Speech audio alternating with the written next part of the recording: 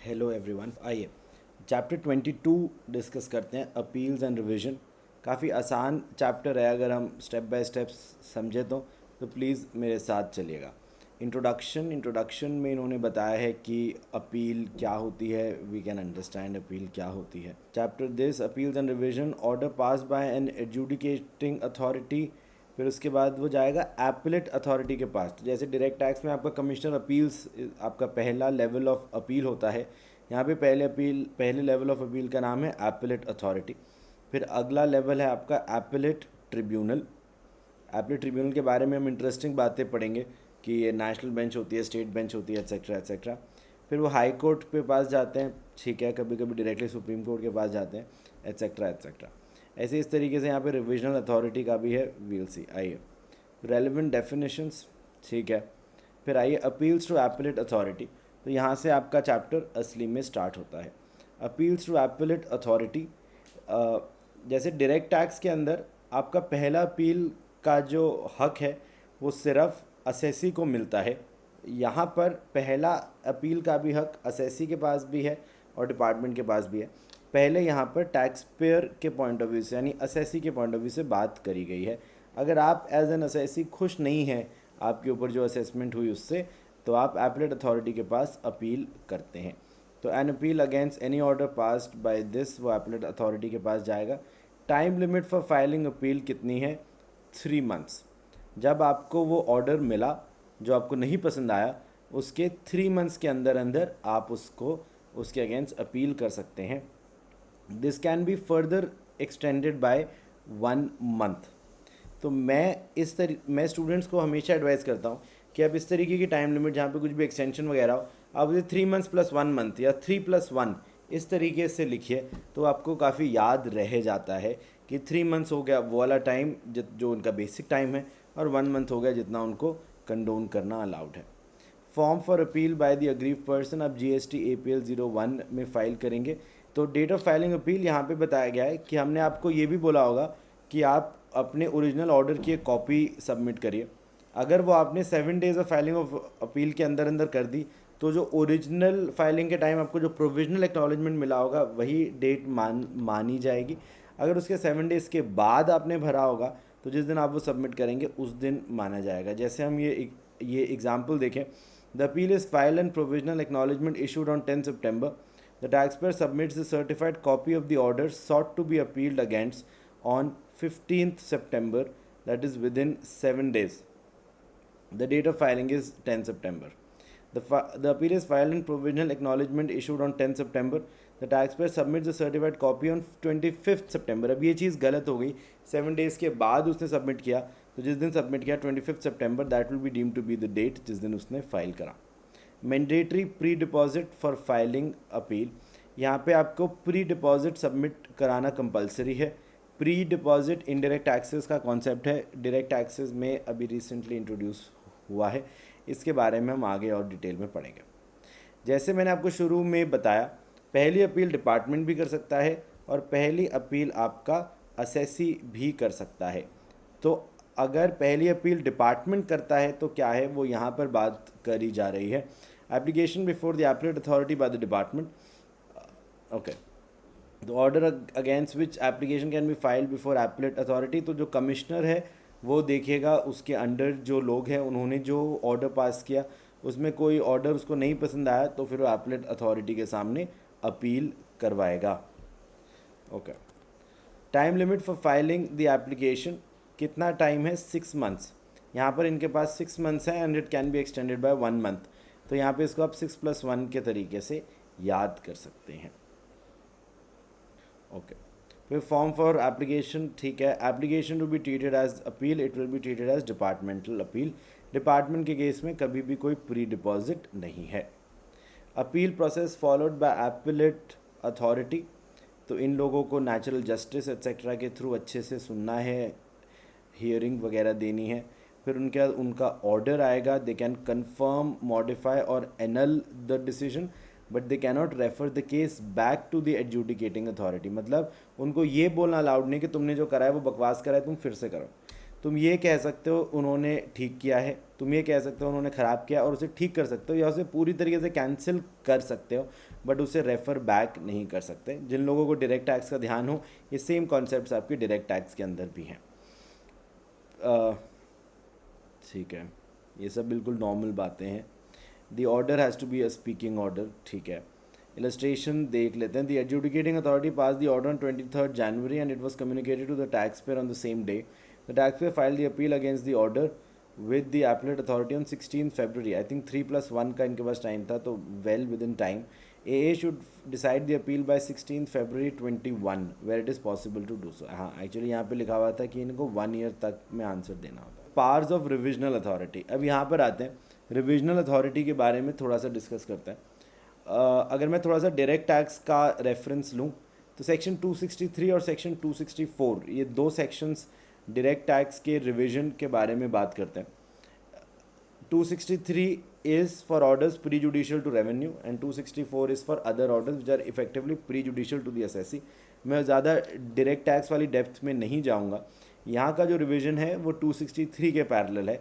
Overall long story short, जहाँ पर ऐसा है कि सरकार को लगे कि यार एक ऐसा ऑर्डर पास हुआ है जो जहाँ पे डिसीजन में ऐसा हुआ कि डिपार्टमेंट का नुकसान हुआ है, रेवेन्यू का नुकसान हुआ है, वैसे केसेस में डिपार्टमेंट उसको रिवीजन के लिए रिविजनल अथॉरिटी के पास जाएगा। आइए एक बार पढ़ते हैं। The GST laws can also provide a mechanism of revision by revisional authority। The RA may on his own motion or upon information received by him or on request from the SGST UT-GST Commissioner call for and examine the record of any proceedings। Here record includes all records relating to any proceeding under CGST Act available to the time। Okay, summary, चलो इस पर थोड़ी देर बाद आएंगे। On examination of records if the revisional authorities of the view की जो order था वो गलत था, तो फिर वो लोग अपनी तरफ से उसको रिवाइज कर देंगे। ओके, फिर fetters to the powers of revision. The power of revision is subject to the condition that non-appealable orders and decision under 121 cannot be revised। The RA shall not exercise the power of revision if the order sought to be revised has been subject to an appeal before appellate authority or tribunal और high court और supreme court. अगर वो already एक appeal में गया हुआ है तो उसके आप रिविजन के लिए नहीं जा सकते। ये वाला पॉइंट दोस्तों सबसे ज़्यादा इंपॉर्टेंट है और बहुत लॉजिकल पॉइंट है। एक बार पढ़ते हैं, फिर मैं आपको इन डेप्थ एक्सप्लेन करता हूँ। The period of 6 months from the date of communication of order has not yet expired or more than 3 years have expired after the passing of the decision or order sought to be revised। अब इसका क्या मतलब है, ध्यान से समझिएगा। अगर department को लगा कि कोई ऑर्डर पास हुआ है जहाँ पे डिपार्टमेंट का नुकसान हुआ है, तो दोस्तों डिपार्टमेंट के पास तो अपील करने का भी ऑप्शन था। हमने अभी अभी ऊपर पढ़ा, डिपार्टमेंटल अपील भी करी जा सकती है। उसके लिए टाइम था 6 months + 1 month। तो 6 months के अंदर तो डिपार्टमेंट अपील भी कर सकता है। तो डिपार्टमेंट को अपील में जाना चाहिए या रिवीजन में जाना चाहिए, तो सरकार ने अपील को प्राइमरी रूट बनाया है।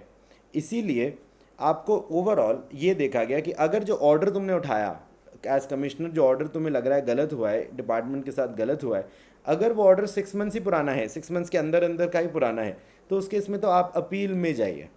हाँ, अगर वो 6 months से ज़्यादा पुराना है तो आप यहाँ पे रिविजनल अथॉरिटी में आ सकते हैं।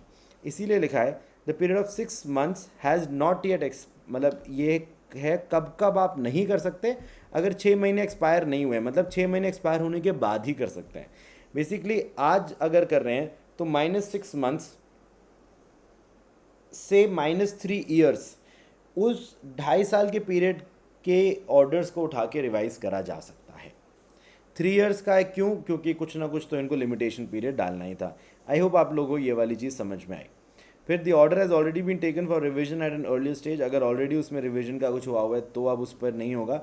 या the order sought to be revise itself is a revisional order. The provision related to revision empower the superior authorities to revise the order or decision passed by their subordinate officers which are found to be improper. Since AA also has the power to annul, enhance, in order to avoid any duplication of proceedings, an order which is subject to appeal cannot be revised. However, the revisional order can be passed on the points that are not raised or decided in an appeal. Accordingly, the law provides for extension of time limit for revising the order that are subject matter of an appeal extension to the prescribed limitation applies where the revision proceedings are stayed. Revision proceedings can only be taken once with respect to an order and a revision order cannot be revised. ठीक है, officers, ठीक है। अब इसके बाद आइए appellate tribunal under GST laws. तो मैं आपको पहले पूरा का पूरा बैकग्राउंड बता देता हूँ, प्लीज़ उसको बहुत ध्यान से समझिएगा। ये काफ़ी डिफरेंट है दैन डायरेक्ट टैक्स एट्सेट्रा। उसके बाद हम लोग यहाँ से टैक्स पढ़ेंगे। तो एपेलेट ट्रिब्यूनल जो है, एपेलेट ट्रिब्यूनल आपके दो अलग अलग एपेलेट ट्रिब्यूनल्स हैं। There is appellate tribunal for every state, हर स्टेट का अपना एक एपेलेट ट्रिब्यूनल है, और there is one national level appellate tribunal. तो अब अगर हमारा और आपका जो इशू है, जिस इशू के लिए हमें सरकार के पास जाना है, अगर उसके अंदर प्लेस ऑफ सप्लाई एक मैटर नहीं है, अगर उसके अंदर प्लेस ऑफ सप्लाई एक मैटर नहीं है, तो फिर तो बहुत क्लियर है कि किस स्टेट में हम आर्ग्यूमेंट कर रहे हैं, राइट? क्योंकि place of supply is not in dispute. तो अगर ये बहुत क्लियर है कि हम किस स्टेट में आर्ग्यू कर रहे हैं, अगर प्लेस ऑफ सप्लाई एक मैटर नहीं है, तो उस केस में दोस्तों हम उसके relevant state bench of tribunal के पास जाएंगे। तो हम उसके relevant state bench of tribunal के पास जाएंगे। और अगर प्लेस ऑफ सप्लाई इशू है, अगर प्लेस ऑफ सप्लाई इशू है, देन हमें क्लियर ही नहीं है कौन सी स्टेट का ये मैटर है, तो किस स्टेट के पास जाओगे? तो उस केस में दोस्तों हम नेशनल बेंच के पास जाएंगे। उस केस में आप नेशनल बेंच ऑफ ट्रिब्यूनल के पास जाएंगे। तो आई होप ये चीज़ आप लोगों को समझ आई। अगर प्लेस ऑफ सप्लाई मैटर नहीं है तो स्टेट बेंच के पास जाएंगे, अगर प्लेस ऑफ सप्लाई मैटर है तो फिर हम नेशनल बेंच के पास जाएंगे।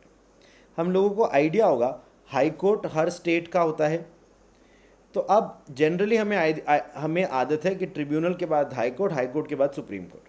अब ट्रिब्यूनल के बाद हाई कोर्ट, अगर प्लेस ऑफ सप्लाई इशू नहीं है तो बहुत क्लियर है कि स्टेट की बात हो रही है, तो हम उसी के स्टेट बेंच के पास गए, फिर उसी के हाई कोर्ट के पास जाएंगे और फिर आगे सुप्रीम कोर्ट के पास जाएंगे।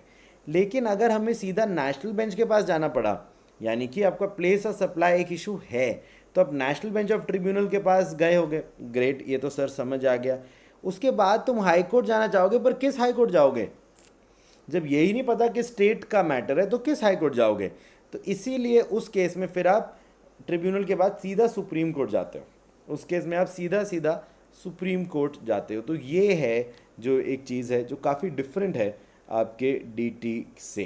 तो आइए ज़रा देखें constitution and structure of appellate tribunal. The law envisages constitution of two different sets of tribunal, one is the national bench and other is the state bench.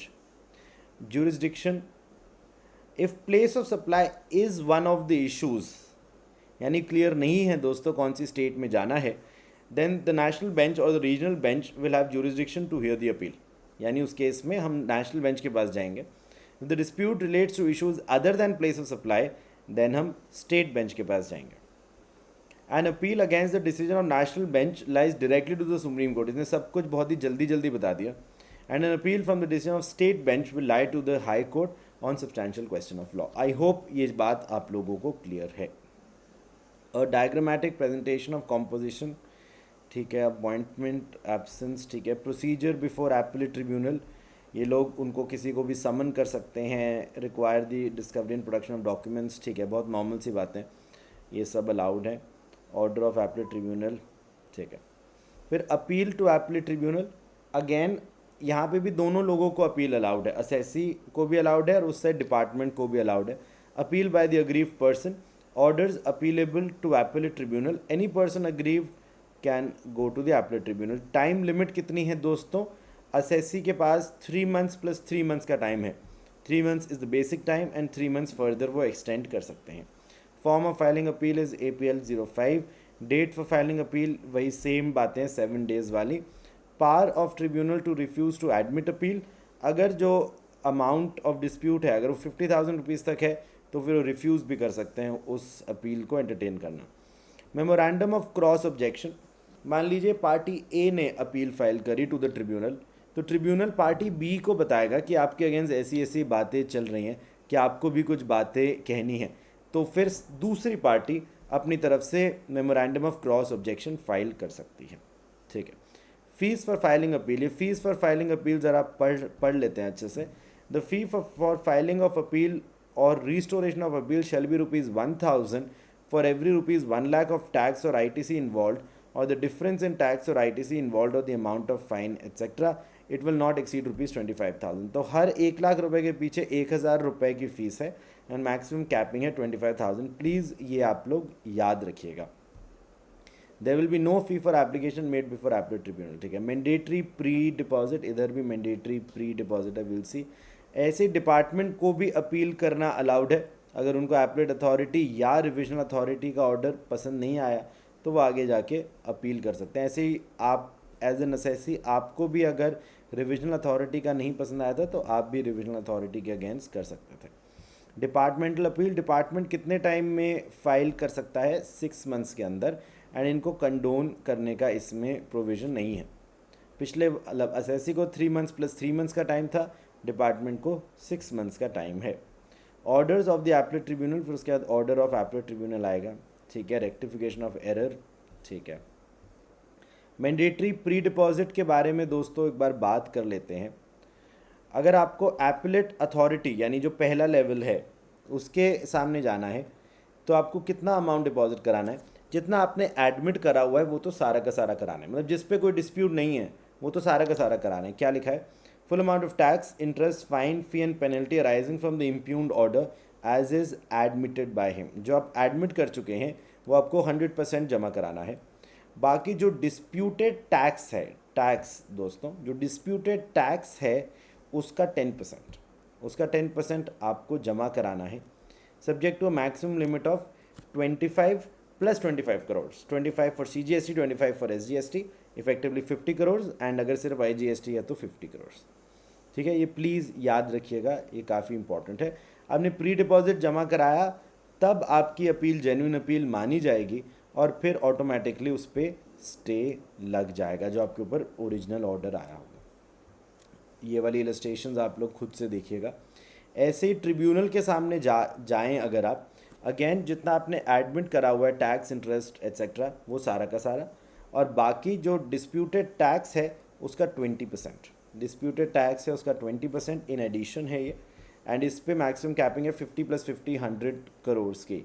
Basically पूरा प्री डिपॉजिट डबल है पिछले वाले से. ये please आप लोग याद रखिएगा. यहाँ पर इन्होंने समराइज भी करा हुआ है, कोई बहुत ज़्यादा मुश्किल नहीं है. 10% एंड 25 करोड़ और 20% एंड 50 करोड़. इस तरीके से आप लोग याद कर सकते हैं. Production of additional evidence before the appellate authority और द एपलेट ट्रिब्यूनल. आपको in general additional evidence present करना अलाउड नहीं है और प्रॉब्ली नहीं होना चाहिए. क्योंकि दोस्तों अगर कोई एडिशनल एविडेंस था तो आपको पहले दिखाना चाहिए था, पर नहीं. There are some genuine cases जहाँ पर ये वाली चीज़ें अलाउड हैं. कब अलाउड हैं देखें. where the adjudicating authority or as the case may be the appellate authority has refused to admit evidence which ought to have been admitted. आपने अपनी तरफ से वो दिखाया था, उन्होंने वो एक्सेप्ट नहीं किया. या where the appellant was prevented by sufficient cause from producing the evidence which was called upon to produce by the adjudicating authority. There was some other sufficient cause जिसकी वजह से मैं नहीं दिखा पाया. या where the appellant was prevented by sufficient cause, काफ़ी similar सा पॉइंट है. या फिर नेक्स्ट, मेरे को opportunity of being heard he नहीं दी गई थी तो मैं दिखाता कहाँ से. थोड़े से ओवरलैपिंग से पॉइंट्स हैं, बट ओवरऑल जहाँ पे भी आपको जेन्युइन केस लगे वहाँ पर आप ये चीज़ अलाउ कर सकते हैं. Appearance by authorised representatives. ठीक है. फिर इसके बाद आप जाएंगे appeal to high court. Appeal to high court दोस्तों, आई होप अब तक हमको ये चीज़ चमकी है कि आप स्टेट बेंच के डिसीजन के बाद ही हाई कोर्ट जाएंगे. नेशनल बेंच के डिसीजन के बाद आप हाई कोर्ट नहीं जाएंगे, सीधा सुप्रीम कोर्ट जाएंगे. स्टेट बेंच में कौन से इश्यूज आते थे? वो वाले इश्यूज जहाँ पे प्लेस ऑफ सप्लाई एक मैटर नहीं है, यानी वहाँ पे क्लियर है कि स्टेट के बारे में हम बात कर रहे हैं. क्या लिखा है? The law provide that any person whether department or other person aggrieved by an order pass by state bench or area bench में file an appeal to the high court. The High Court may admit such appeal if it is satisfied that the case involves a substantial question of law. ठीक है. Time limit for filing appeal 180 days. आपको 180 days के अंदर आप high court में file कर सकते हैं. Form of appeal, decision of high court, फिर इनका डिसीजन आएगा. ठीक है. इसमें प्री डिपॉजिट आपको सारा का सारा जमा कराना होता है। जैसे वहाँ पे सिर्फ 10% 20% कराना होता है, हाई कोर्ट के केस में सारा का सारा कराना होता है। प्लीज़ इस चीज़ को आप लोग याद रखिएगा। फिर इसके बाद आया appeal to the supreme court. Appeal to the supreme court, तो या तो मैं नेशनल बेंच ऑफ ट्रिब्यूनल के बाद सीधा सुप्रीम कोर्ट जाऊंगा, या फिर मैं स्टेट बेंच के बाद हाई कोर्ट, हाई कोर्ट के बाद सुप्रीम कोर्ट जाऊंगा। आइए देखें, the law provides for appeal to the supreme court from any judgment or order pass by the high court in any case which on its own motion or on an application made by or on behalf of the party aggrieved immediately after passing of the judgment or order, the high court certifies to be a fit one for appeal to the supreme court. Yeah, a direct appeal shall also lie to the supreme court from any order passed by the national or regional bench of the tribunal. ठीक है, और इसके लिए कोई time limit prescribed नहीं है। Appeal not to be filed in certain cases, non appealable decisions, orders etcetera. तो दोस्तों ये थी एक शॉर्ट रिवीजन आपके अपील्स एंड रिवीजन चैप्टर की। हमने कोशिश करी कि एक बार जल्दी से आपको रिवाइज करवा दें। तो I hope this was helpful. I try to keep it short. छोटे टाइम में हमने ट्राई किया कि हम आपको इसके मेजर पोर्शंस कवर करवा दें। बेसिकली अराउंड 20 मिनट्स में हमने ये पूरा का पूरा चैप्टर इंस्टीट्यूट के स्टडी मटेरियल से गो थ्रू करा है। आई होप दिस वाज हेल्पफुल। अगर आपको हेल्पफुल लगा तो प्लीज़ उसे कमेंट्स में आप मेंशन करिएगा।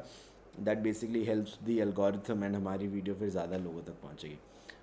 चलो ठीक है, सब लोग प्लीज़ पढ़िएगा अच्छे से। बाकी हम लोग नेक्स्ट वीडियो में मिलते हैं।